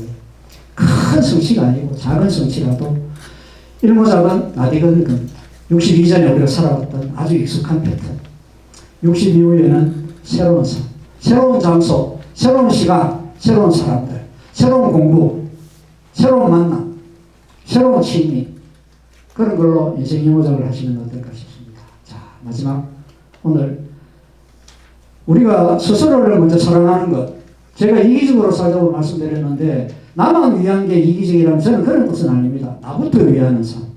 나만 위하는 게 아니고 나부터 위하는 삶. 그게 제가 말씀드린 이기적인 삶입니다. 그런 말이 있죠. 하늘은 스스로 돕는 자를 돕는다고. 저는 이 표현을 조금 빗들어서 이렇게 말씀드리고 싶습니다. 하늘은 스스로 사랑하는 자를 사랑한다. 우선 스스로를 사랑하십시오. 그리고 남는 열정이 있으시면 주변을 사랑하시면 됩니다. 젊을 때는 나를 사랑하는 것보다는 주변을 사랑하고 주변을 배려하셨잖아요. 그래서 수많은 상처들을 가슴에 갖고 있습니다. 이제부터는 나 스스로를 사랑하시고 주변을 사랑하시고 그렇게 하시면 좋겠습니다. 자, 내가 이 이름을 불러볼 때가 있다. 그러니까 노년에 내가 집에 있는 거울을 보고 거울 안에 있는 나에게 얘기하는 겁니다. 내가 내 이름을 불러볼 때가 있다. 하루의 시간을 끝낸 자에게 등 두드리며 나지기 불러주던 이름 거울 앞에 서 있는 주름진 늙은이 얼굴을 보며 나는 내 이름을 호명한다. 세상 나들이 끝내고 돌아가야 할 마지막 시간을 나는 서둘러 묻지 않기로 한다. 정멸의 시간이 가까워와 있으므로 아침부터 저녁까지 걸어왔던 그 길 위에 서서 오늘 저녁 나는 다시 등불을 켜며 그대를 사랑했노라 나지기 말한다. 내가 나를 보고 자네 수고했다. 산다고 고생했다. 정말로 미안하다. 그러나 자네 최선을 다했지 않은가. 너무 서서히하지 말고 너무 아파하지 마라. 다시 살아보자. 남은 인생. 그 이야기입니다. 김종의 시인이 거울을 보면서 자신한테 하는 이야기입니다. 이 이야기는 소동파가 오랜 귀양 생활을 마치고 풀려나서 고향집으로 돌아가던 도중에 자제금산 화상이라는 시에서 표현한 내용하고 비슷합니다. 금산사라는 절에 소동파의 조상화가 걸려 있었거든요. 자신의 조상화를 금산사에 걸려있는 금산사에 가서 자신의 조상화를 보면서 소동파가 이렇게 그 조상화에다가 시를 적습니다. 병들어 늙고 병든 그 몸으로. 그리고 그 시를 짓고 3개월 만에 죽거든요. 마지막 저기념시입니다. 그 시의 내용이 뭐냐면 자신의 얼굴이 그려져 있는 조상화 옆에다가 적은 시가 참 쓸쓸한 내용입니다만 스스로를 위안하는 시입니다. 시녀 불계지주, 심사 이회지목, 시녀 불계지주, 무녀 평생 옹업, 황주혜주 당주. 마음은 심사 이회지목, 이미 타버린 재와 같고, 몸은 매여 있지 않은 배와 같아서. 그러니까 몸도 마음도 지치고 병들었다는 뜻이죠. 매이지 않은 배는 물결에 힘없이 휘둘리잖아. 무녀, 나에게 내가 묻는다. 소동파가 소동파한테 묻는다. 네가 평생 이룬 공이 무엇이냐? 도대체. 그래. 황주, 혜주, 담주. 세 군데가 지명입니다.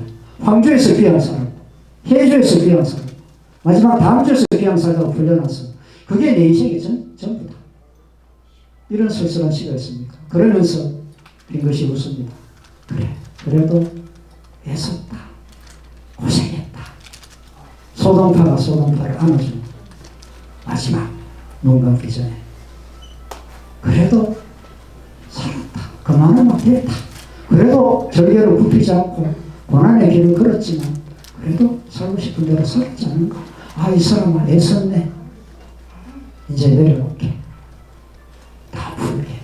그리고 3개월 계시도록 떠납니다. 자, 그게 김종의 거울 앞에 시, 거울 앞에서라는 시와 이렇게 오버랩이 됩니다. 자, 마지막 한 번 더 말씀드립니다. 이제 마지막입니다. 나듣기도 하고 나설기도 하기를. 여러 어르신들의 인생 이막을 진심으로 응원합니다. 감사합니다.